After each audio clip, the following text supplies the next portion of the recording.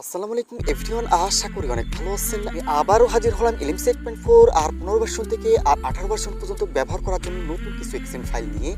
এক্সেন ফাইলগুলো দিয়ে কিন্তু আপনি হিউম্যান ফটোগ্রাফি করতে পারবেন। অলরেডি কিন্তু আপনার ফটোগুলো দেখতেই পারতেছেন কতটা প্রিমিয়াম কোয়ালিটির ফটোগুলো কিন্তু আসতেছে।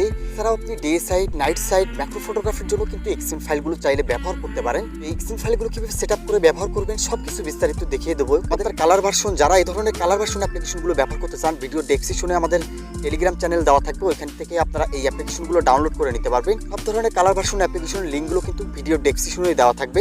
দেখতে পাচ্ছেন এখানে যে এক্সেন ফাইলগুলো দিতেছি, এই এক্সেন ফাইল দিয়ে কিন্তু আপনি day side, night side, human ফটোগ্রাফির জন্য কিন্তু ব্যবহার করতে পারবেন।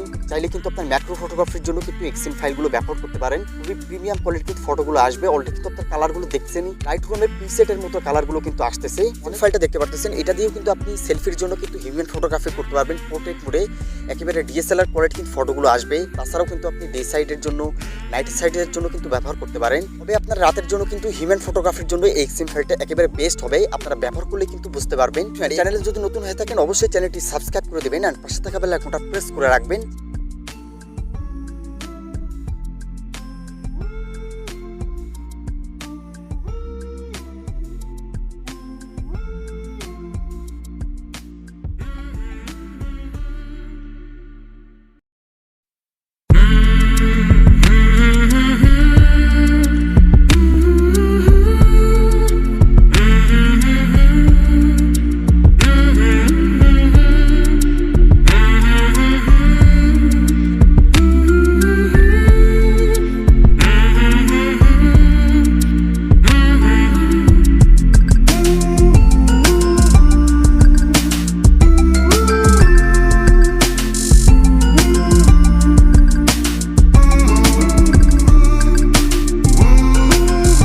এক্সএমএল ফাইলের কালার সেটিং এর কথা বলে দিচ্ছি। অনেকের আছে আপনারা কালারগুলো পরিবর্তন করতে চান, সেক্ষেত্রে আপনার যে এক্সএমএল ফাইলটা আপনারা কালার পরিবর্তন করতে চান, সেই এক্সএমএল ফাইলটা আপনারা ফার্স্টে ইনপুট করে নেবেন।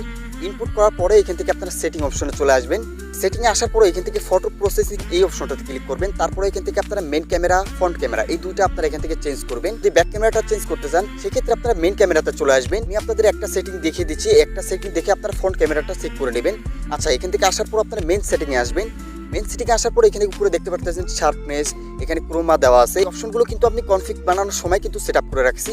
তো আপনারা আপনাদের মতো কিন্তু পরিবর্তন করে নিতে পারেন। যদি আপনারা বুঝতে না পারেন সেক্ষেত্রে কিন্তু এই অপশনটা আপনাদের ঘাটাঘাটি করার দরকার নাই। তো আমি আপনাদের কালারগুলো এখান থেকে দেখিয়ে দিচ্ছি কীভাবে কালারগুলো পরিবর্তন করবেন। এর জন্য আপনারা চলে আসবেন, এই যে কালার অপশনটা আছে এই কালার অপশনটাতে ক্লিক করবেন। এখানে কিন্তু আপনি অনেক ধরনের কিন্তু কালার পেয়ে যাবেন। এখান থেকে আপনারা স্ক্রল করে নিচে চলে আসবেন। এখান থেকে সিএফ সেটিং যে অপশনটা দেখতে পাচ্ছেন, এখানে দেখেন green option, red option, blue, yellow, green, red, orange এই অপশনগুলো কিন্তু এখানে দেখতে পাচ্ছেন। এখান থেকে আপনারা কম বেশ করে দেখবেন যে আপনার কাছে কোনটা ভালো লাগে। যেটা আপনার কাছে ভালো লাগবে সেটা কিন্তু এখান থেকে বাড়িয়ে কমিয়ে আপনি কিন্তু আপনার মন মতো কালারগুলো সেটিং করতে পারবেন। উপরের দিকে কিন্তু আপনার কালারগুলো কিন্তু কমবে অ্যান্ড নিচের দিকে গেলে কিন্তু আপনি কালারগুলো কিন্তু বাড়বে। এইভাবেই আপনারা মূলত এখান থেকে ব্লু সেটিং, তারপরে গ্রিন সেটিং এই সেটিংগুলো কিন্তু আপনারা এখান থেকে করে নেবেন। তাহলে আপনার কালার সেটিংগুলো কিন্তু বেড়ে যাবে।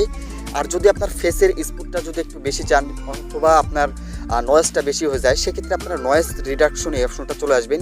এখানে দেখেন স্মুথ নামে একটা অপশন আছে, এই স্মুথে কিন্তু আপনার ডিফল্টে দিয়ে রাখছি।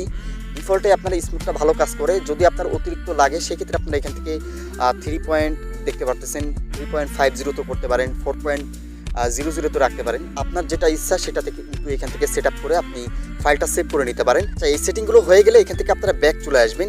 এছাড়াও কিন্তু আপনারা এখান থেকে নয়েজ রিডাকশন যে অপশনটা দেখতে পারতেছেন, এখানে আছে আপনার ফটো তোলার পর কিন্তু ফটোতে দেখবেন যে একটা ফাটা ফাটা ভাব আসে, ওইটা কিন্তু আপনার নয়েজের জন্য। তো এখান থেকে আপনারা স্মুথ যে নয়েজটা আছে এটা বাড়িয়ে দিবেন। তারপরে এখান থেকে টেম্পোরাল যেটা আছে এটাও আপনারা এখান থেকে বাড়িয়ে দেবেন। তাহলে দেখবেন যে নয়েজগুলো কিন্তু আপনার রিমুভ হয়ে গেছে। আচ্ছা, এই সেটিংগুলো আপনি মন মতো করছেন, এইটা কীভাবে সেট আপ করবেন এটা সেভ করে নেওয়ার জন্য এখান থেকে কনফিগে চলে আসবেন। তারপরে এখান থেকে সেভ সেটিং, এখান থেকে আপনি আপনার নামটা লিখে দিতে পারেন অথবা আপনি আপনার মতো একটা নামে আপনার এক্সএমএল ফাইলটা তৈরি করে নিতে পারেন। তারপরে এখান থেকে যখনই আপনারা ইয়েস ক্লিক করবেন এই এক্সএমএল ফাইলটা কিন্তু আপনার এখানে সেভ হয়ে যাবে। আচ্ছা, ক্যামেরাতে আসার পর এখানে দেখতে পারতেছেন সাইফ এক্সএমএল কিন্তু একটা সেভ হয়ে আছে এক্সএমএল ফাইল। এক্সএমএল ফাইলটাই কিন্তু আপনারা মাত্র সেটিং করে সেভ করলাম আপনাদের সামনেই। এভাবে কিন্তু আপনারা সেভ করতে পারবেন। ফ্রেন্ড এক্সএম ফাইলগুলো যদি ভালো লেগে থাকে অবশ্যই ভিডিওতে একটা লাইক করে দেবেন আর কমেন্ট সেকশনে আপনার মতামত বলতে ভুলবেন না কেমন হয়েছে এক্সএমএল ফাইলগুলো। আর যদি চ্যানেলে নতুন হয়ে থাকেন অবশ্যই চ্যানেলটি সাবস্ক্রাইব করে দেবেন এন্ড পাশে থাকা বেল আইকনটা প্রেস করে রাখবেন, তাহলে আমাদের নতুন নতুন এক্সএমএল ফাইলের ভিডিওগুলো কিন্তু আপনার কাছে সবার আগে পৌঁছায় যাবে। তো দেখা হবে কথা হবে নেক্সট কোনো কনফিগ ভিডিওতে, ততক্ষণ সবাই ভালো থাকবেন। আল্লাহ হাফেজ।